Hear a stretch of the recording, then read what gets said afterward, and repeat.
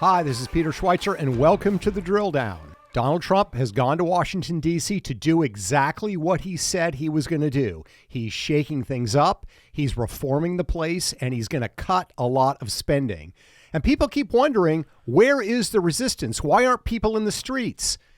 Well, they are on the street. They're on K Street, and the resistance against Donald Trump is going to begin with the lobbyists. Here today to talk about that is the co-host of this program, Eric Eggers. Eric, how are you? So you're telling me that there's more to the anti-Trump movement than just like Charles Schumer standing on a street corner shouting random words, Elizabeth Warren, that you're telling me there's something more organized, maybe more intentional, and I would have to think more effective potentially than just what we've seen recently in terms of these elected Democrats just kind of shouting literally into the wind. Yeah, I think there is. And we're going to talk about some of the more nefarious actors. But what I find very intriguing about this is that Trump has clearly learned some things from his first term, right? He's hitting the ground more quickly. It's more organized. It's more focused. He's hiring people that he sees are loyal to himself. But the resistance has learned too, right? They realize that, you know what, going on the streets and banging gongs is probably not going to work this time. So they're changing their strategy. And what they're doing is focusing on lobbying. They are hiring people that are close or they believe are close to Donald Trump. And they're hoping that they are going to whisper things in Trump's ear to get them to segue, to get Trump to move away from part of his agenda. Yeah, they've had to learn things because I think, as we discussed last week, in terms of the number of executive actions and the amount of the speed with which the force the Trump administration is taking and how effectively they're kind of going after some things, if you are trying to be an effective resistance, you've got to do stuff in a smart way because like just the press conference, by the time the press conference is over, your funding's cut, right? I mean, exactly. literally. Yeah, that's exactly right. So to your point about people are learning, the resistance are learning, we're going to talk about Harvard University. We're going to talk about three main examples of entities that don't seem to be aligned with the Trump agenda, right? But are taking steps to align themselves with people right. who are aligned with the Trump agenda as their way of attempting to do a little whispering, if you like. Earwigging, I think is the term we used to call it. Earwigging, yes, I like that, yeah. Don't cancel me for that. But the point is, so 8 years ago, when Donald Trump first took over, Harvard University, if you can believe it, wasn't a huge fan of the move. Harvard University, not a ton of Trump support up there in old Cambridge. Mm-hmm. And so 8 years ago, then President Drew Faust ramped up lobbying efforts to challenge Trump's immigration policies and his threats to cut research funding, right? So the Harvard president writes an op-ed criticizing Trump's plans to cut funding for the National Endowment of Humanities in the New York Times.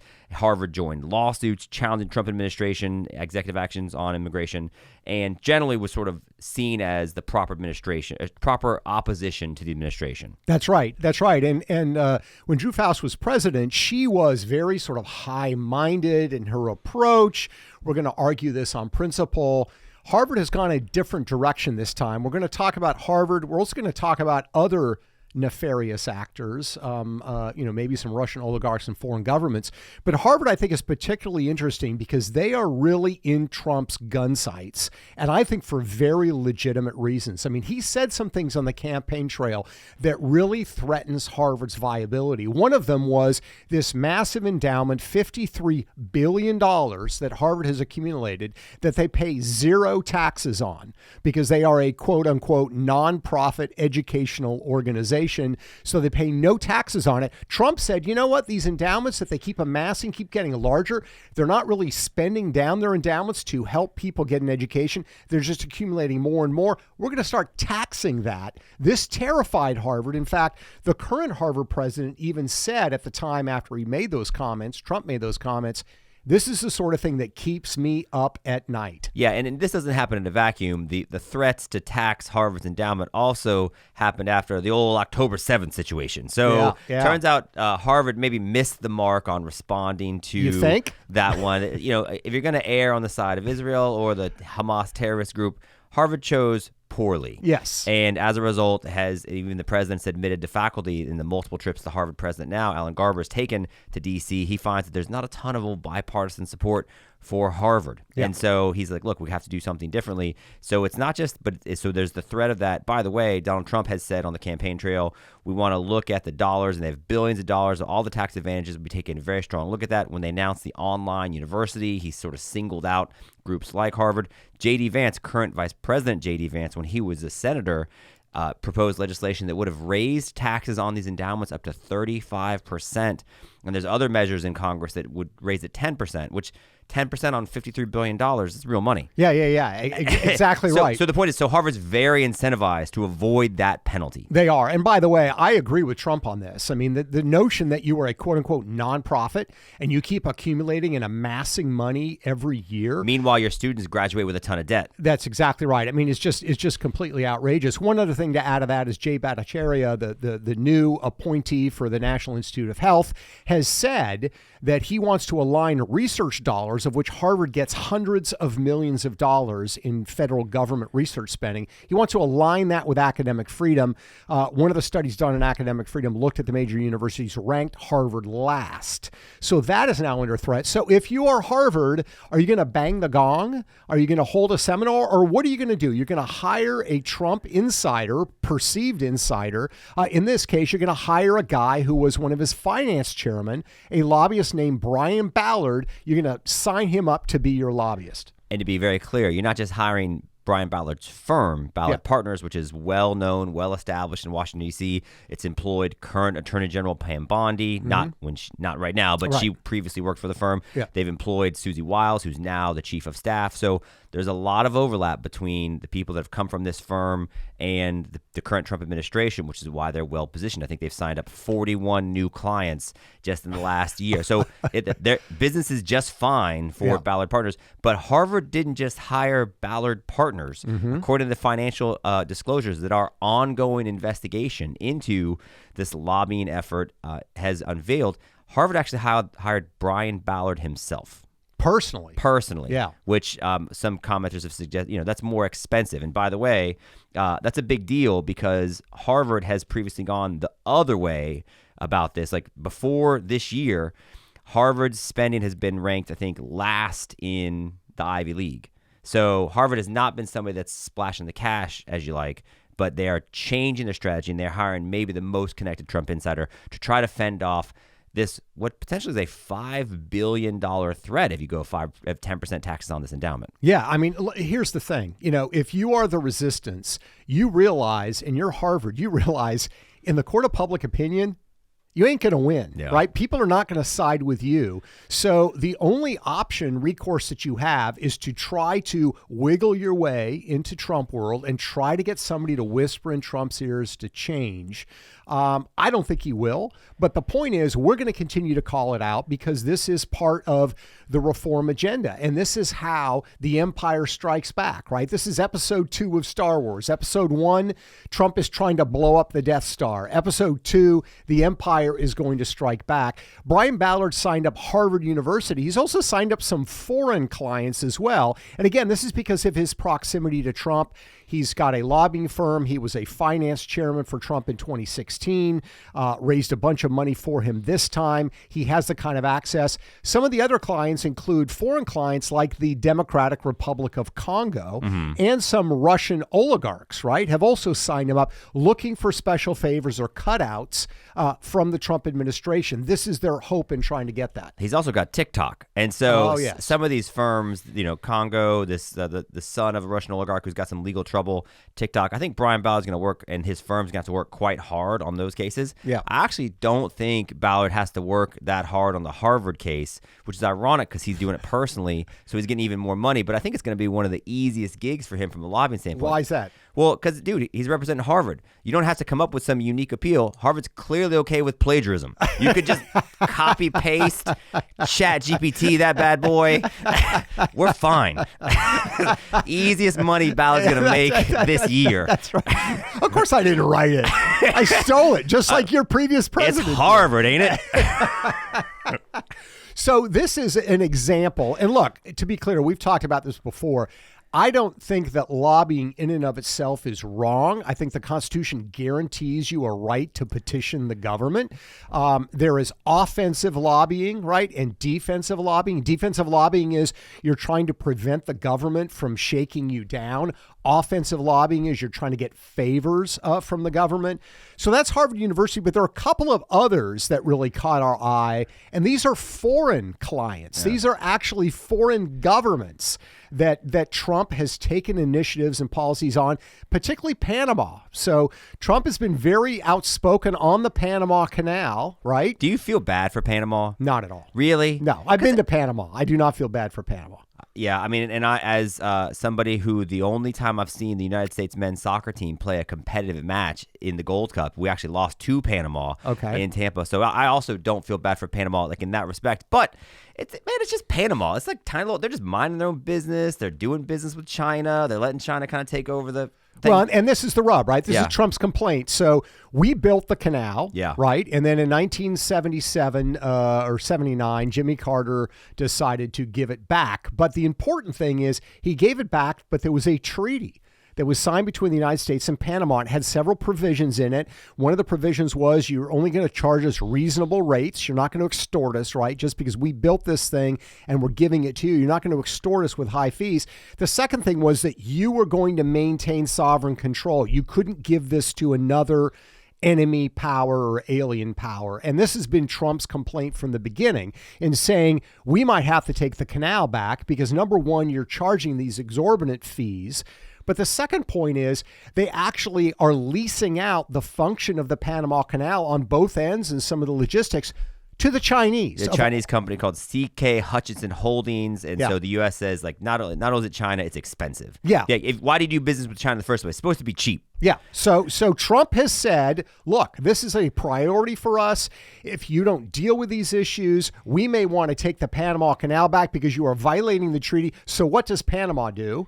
Well, and to the point, like Trump is not making this claim in a passive way. He mentioned it in his inaugural address. Right. Sends Marco Rubio, as Secretary of State, on his first overseas diplomatic trip. He stops in Panama to like kind of make the point. And so, so if you're Panama, and that's why I say you sort of feel bad for Panama. They're just like their mind of business, and they get called out during the inaugural address. They deserved it. They're doing deals with the Chi-Coms. But and what they do is rather than deal with the merits of what Trump is saying, they hire a politically connected lobbying firm. Mm-hmm.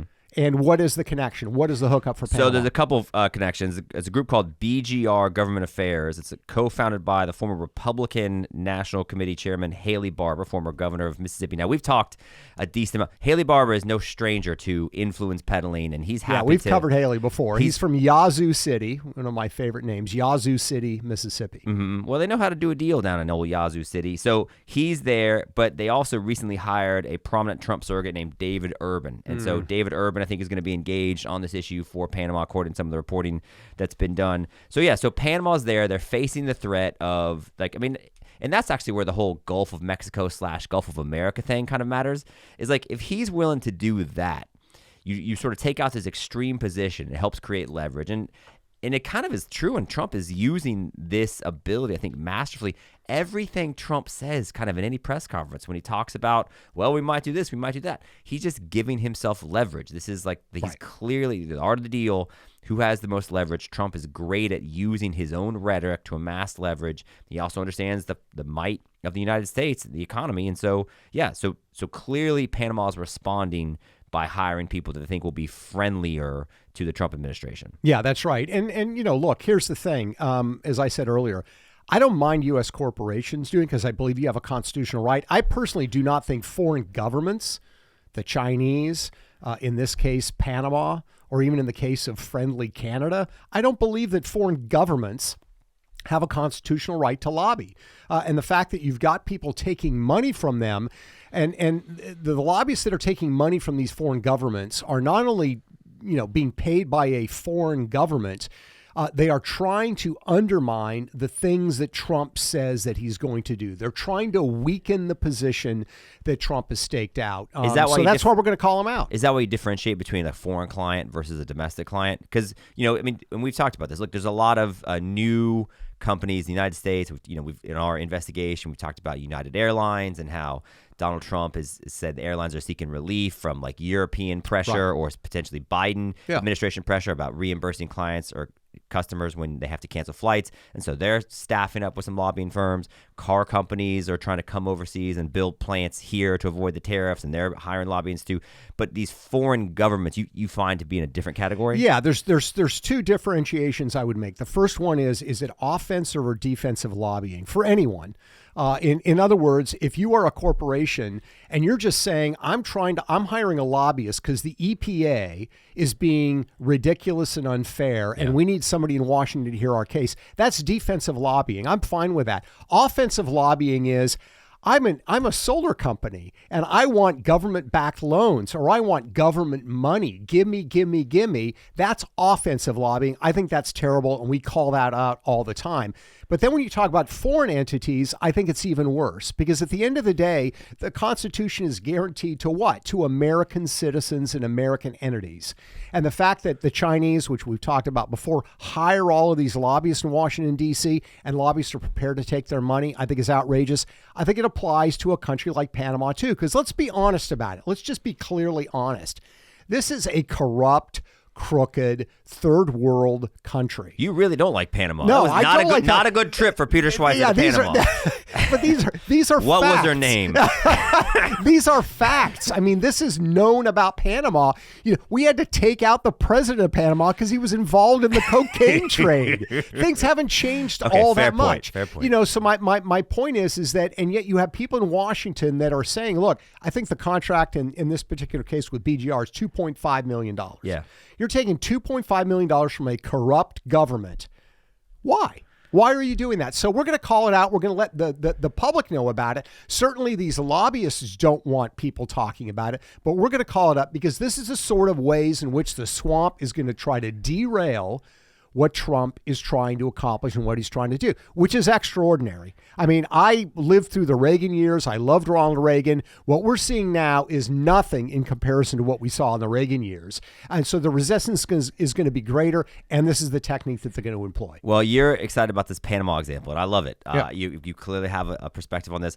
I'm excited about the Canada example because, again, if you feel like Panama is those nasty, corrupt Canadians, is that what you're saying? If Panama is inoffensive, then what is Canada, right? I mean, Canada fights us in hockey and they boo the national anthem, and it's interesting to see everything kind of change. Yeah. But listen to what Donald Trump said. Talk about creating leverage and then this need for defensive lobbying. Yeah. Listen to what Donald Trump said just last week about Canada. And this is not the first time he said it. He says this kind of stuff all the time. Yeah. And it's just hilarious to think of the way he speaks about our neighbors to the north, previously been an ally. Yeah. Amazing things happen to Canada, and really Canada in this particular. Why would we pay $200 billion a year in subsidies to Canada when they're not a state? You do that for a state, but you don't do that for somebody else's country. So I think Canada is going to be a very serious contender to be our 51st state. Mr. President, ongoing with Canada, there was obviously a delay in implementing those tariffs. I spoke to Governor Trudeau on numerous occasions, and we'll see what happens. But it just sets up so good for them. Look, he actually called him Governor Trudeau in the press conference. It's so great. The trolling is great, and the negotiating posture is fantastic. And look, the point that he's making is, for far too long, foreign governments like Panama or Canada, and I love Canadians, I have Canadian friends, right? But they've taken advantage of us in the space of tariffs. And the question is why? And part of the reason is people haven't thought it's a big concern. But the other part of the reason is that there are people in Washington that are on the take, even from Canadians, to get the American federal government to look the other way. So Trump has laid down the gauntlet. He says, this is what we're going to do. And so what is Canada's resistance? They're booing us at the hockey games, but they're also hiring lobbyists, and they're hiring lobbyists that they believe to be politically connected. Apparently they also ran Super Bowl ads. So they're kind of doing everything, but we came across this example as part of our investigation, which you can read more about at thedrilldown.com here in the coming days. But so the people that are in charge of the territories or the provinces in Canada, I guess, are called premiers. And so the group of them are hanging around, and they realize, like, we are facing a very real thing. Clearly, Justin Trudeau's not the most effective spokesperson or the point person to engage with the U.S., engage with the Trump administration on our behalf. And so they're like, what should we do? And so they were advised to reach out to this North Carolina-based lobbying firm called Checkmate Government Relations. Never heard of them. Yeah, me neither.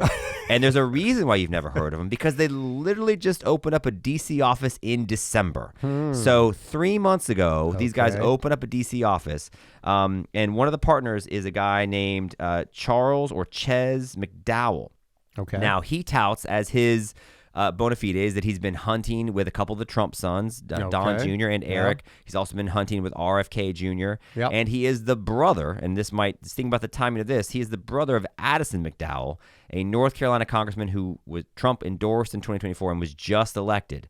So here comes brother McDowell and this family with some Trump connections, or at least some pictures on Instagram. Right. And now they open up a shop and they sign up the government of dang Canada to $85,000 a month. Now it's a month, which it works out to be a little over $1 million a year. Now it's unclear if this is on a month-to-month thing, because some of the reporting said, it's a one-time thing.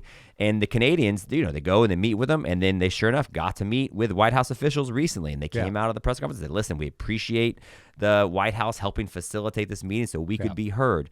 But it's kind of insane to think about this guy who's the brother of a new congressman, just opens up his shop, and because of his relationships can just show up and hire Canada. Yeah, and this is the thing about lobbying. Or get lobbying. hired by Canada. This is the thing about lobbying, and I have people that I've known for a long time that I consider friends that are lobbyists. We've done a lot of work on lobbying. Again, I think you have a legal right to do it. But what lobbyists will try to tell you is, well, we provide expertise and a knowledge base that is essential to the decision-making process. And I get it. Okay, if you're talking about the nuclear power industry, you probably do need people that know, but this guy does not have expertise in U.S.-Canadian relationships. I don't think he has any expertise in tariffs. He doesn't have any expertise in government affairs. What he has is relationships, and that is what, or at least he's perceived to have relationships. And that's the problem with lobbying. It is this way to try to subvert what the government is doing, to try to subvert what Trump is trying to accomplish. I don't think it's going to be successful, but I think we're going to see more of these efforts, and you are going to see people trying to leverage their personal relationship with Trump to benefit themselves financially in a way that is detrimental to Trump's agenda. And that's why we're going to call this out, and that's why this is an ongoing investigation. I'm sure there are going to be more names and more entities in the weeks and months that come forward. One interesting note on this firm specifically that's run by Charles McDowell, whose brother Addison is this North Carolina congressman. They have another brother who tragically died due to fentanyl poisoning in 2016. And so the first speech that I guess Congressman McDowell gave in Congress was in support of this anti-fentanyl bill. Fentanyl, of course, is one of the big things that they are lobbying Canada on, and maybe one of the things they're trying to get Canada to increase their enforcement of in exchange for maybe dropping some of these tariffs. So just an interesting choice from what the family has experience with and what the key issue seems to be with the Trump administration in Canada. Yeah, that's exactly right. Well, they've described the decision-making process in Washington, D.C. as sausage making. To me, that's an insult to sausages because it's a lot dirtier than that. But we're going to continue to monitor this. Your thoughts on what can we expect? Do you think we're going to see more of this? We believe this is where the resistance is starting on K Street. We don't know if they're going to take to the streets. I think they probably will eventually, but it's definitely starting in K Street, and they're willing to spend a lot of money. We've highlighted 3 cases. We could give dozens of more, and we probably will in the weeks and months coming forward. You know what I will say? I think you talked about Reagan, and we've been watching Washington, D.C. We've done a lot of focus on like who hires what lobbyists and what relationships do they have. I actually think that in some ways Trump poses, like, while his rhetoric and the perceived threats that his rhetoric implies is good for the lobbyists to sign up these clients, I also think Trump himself is maybe not as good, because when you hear him talk, he talks about how he talks directly to these CEOs. You don't necessarily need a lobbyist. No, I think that's correct. Yeah. And and who knows what he is advising them to do in terms of who they hire or whatever. Right. But I do think that he seems very available in terms of just like engaging personally right? Just as Brian Ballard's engaging personally with Harvard, Trump seems to be engaging personally with these industries, with these businesses. And so if you can get Trump on the phone, do you have to spend $1 million on a lobbyist? Could you imagine, by the way, in the Biden administration, if you had the option of hiring a lobbyist and getting access to White House staff or getting Biden on the phone? You'd want to go to the staff. You wouldn't, because Biden would forget it. Biden wouldn't even know what was going on. So that's a great point. You've got an engaged executive. He loves to make deals. He's a deal maker. And again, these discussions should take place. The problem is we got to look out for the wolves in sheep's clothing, or you've got to watch out for the wolves in maple leaves. I knew you were going to do it. I knew you were going to I was trying to think like swamp, like what's a Canadian version of swamp? Maybe it's like a tundra. You went maple leaf, and hey, you're going to get the fan mail, the anti-fan mail from the Canadians. The good news is it will be at least polite. It very much will be. Well, we appreciate you being polite and taking the time to listen to this podcast. We do know your time is valuable. You can find out more about the research we do at thedrilldown.com. And of course, you can subscribe to this podcast wherever fine podcasts are located. Thanks again for listening. Until next time.